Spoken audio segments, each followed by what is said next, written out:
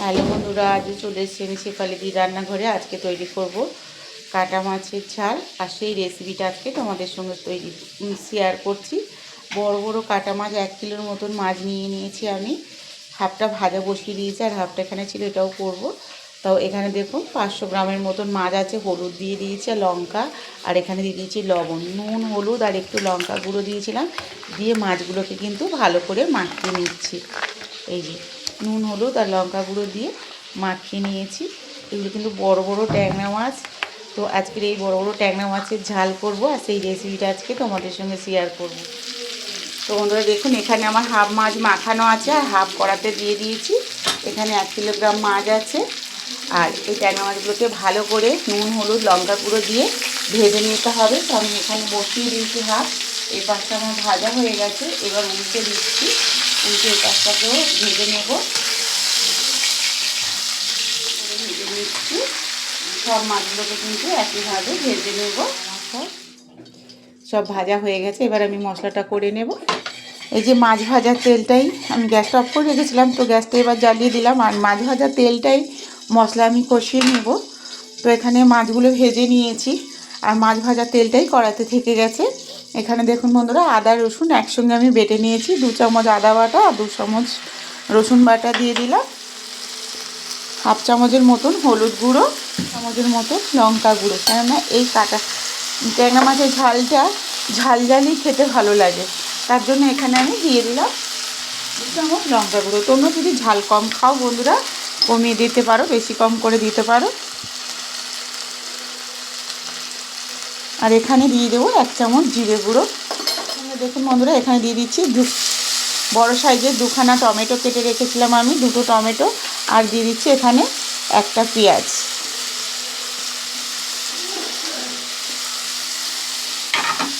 এখানে দিয়ে দেব হাফ চামচের মতন লবণ। যেহেতু মাছটা আমি নুন, হলুদ, লঙ্কা গুঁড়ো মাখিয়েই ভেজে নিয়েছি, তার জন্য লবণের পরিমাণটা একটু কম দিলাম।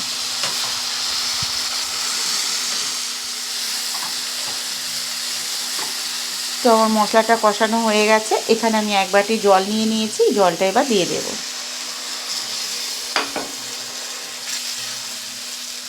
জলটা দিয়ে আবারও একটু নাড়াচাড়া করে নেব।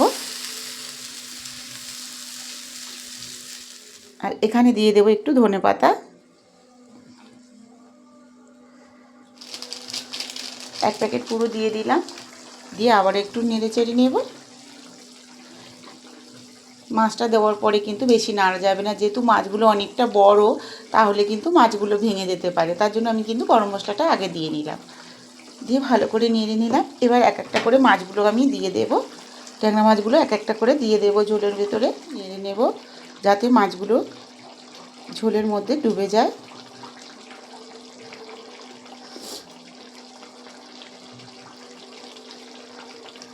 একদম লো ফ্লেমে দিয়ে আরও মিনিট 10 মতন মাছটাকে আমি ফুটিয়ে নেব।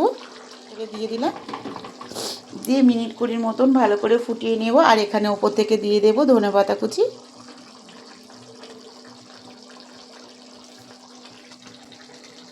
একদম লো ফ্লেমে ভালো করে মিনিট 10 মতন ফুটিয়ে নেব। তো বন্ধুরা দেখুন, আমার মাছের ঝালটা কিন্তু একদম কষা কষা হয়ে গেছে, আর মাছের কষাটা কিন্তু একদম রেডি হয়ে গেছে। গ্যাসটাকে আমি অফ করে দিলাম। দিয়ে এবার মাছের ঝালটাকে নামিয়ে নিয়ে আমি মাছগুলোকে আগে তুলে নেব, কেননা মাছটা তো অনেকটাই বড়। মাছগুলোকে আগে না নামিয়ে নিলে কিন্তু মাছগুলো ভেঙে যেতে পারে। দেখুন বন্ধুরা, আমি একদম গরম গরম ট্যাংরা মাছের কষা নামিয়ে নিয়েছি। দেখুন কতটা সুন্দর হয়েছে। এই দেখুন, প্রত্যেকটা মাছ একদম গোটা গোটা আছে, ভাঙেনি কিন্তু। আর এক একটা মাছ কিন্তু অনেক বড়, 300, 250, 300 করে এক একটা কিন্তু ট্যাংরা মাছ। দেখুন এখানে 1 কিলো 250 মতন ট্যাংরা মাছ হয়েছে এই মাছগুলো। তো এখানে 7খানা মাছ হয়েছে মোট। এই ট্যাংরা মাছের কষাটা কিন্তু অসাধারণ হয়েছে। তো বাড়িতে অবশ্যই একদিন বানিয়ে দেখবেন বন্ধুরা, আশা করছি সবারই ভালো লাগবে। আর আজকে রেসিপিটা কেমন লাগলো বন্ধুরা অবশ্যই কমেন্টে জানিও। আর রেসিপিটা ভালো লাগলে শেফালিদির রান্নাঘর চ্যানেলটিকে অবশ্যই সাবস্ক্রাইব করে নেবেন। আর ফেসবুক থেকে দেখলে একটা ফলো করে দিও। আর কমেন্টে কিন্তু জানাতে ভুলো না আজকে রেসিপিটা কেমন হয়েছে। সবাই ভালো থেকো, সুস্থ থেকো। কালকের আবার দেখা হচ্ছে নতুন এক রেসিপি নিয়ে। আর যেসব বন্ধুরা এখনও আমার চ্যানেলটাকে সাবস্ক্রাইব করেনি অবশ্যই করে নিও বন্ধুরা। আর সাবস্ক্রাইব করে পাশে থেকো। সবাই ভালো থেকো।